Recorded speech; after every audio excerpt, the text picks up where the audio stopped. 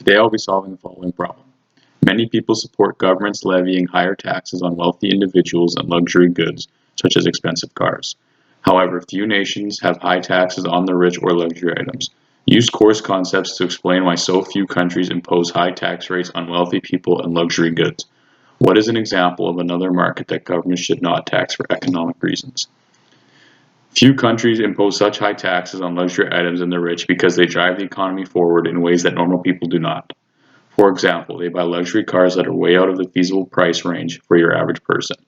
If the government were to levy a massive tax on these luxury vehicles, the quantity demanded by the rich would decrease below the equilibrium quantity, and thus the market would have deadweight loss, which is the loss of the total surplus due to a market distortion, which in this case is the tax.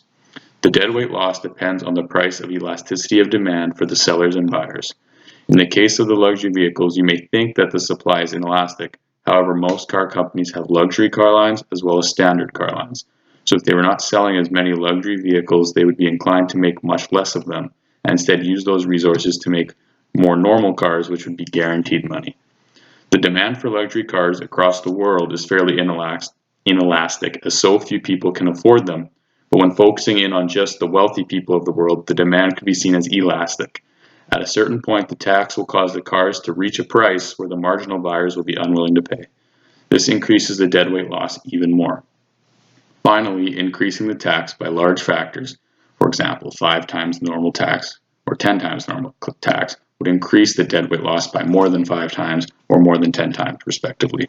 At a certain point, increasing the tax would also lead to a decrease in the tax revenue as explained in the Laffer curve.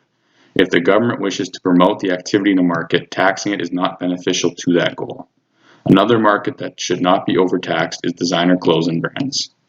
This follows the same idea in that a very niche group of people that can afford the brands, a massive tax increase could lead to a massive deadweight loss in the market, and with so few sold, the tax revenue may actually be less than just providing a normal amount of tax, or maybe slightly more than your average clothes. For these people, the actual cost at that point would not be worth the external benefit of having an item that has higher social standard associated with it. Thank you.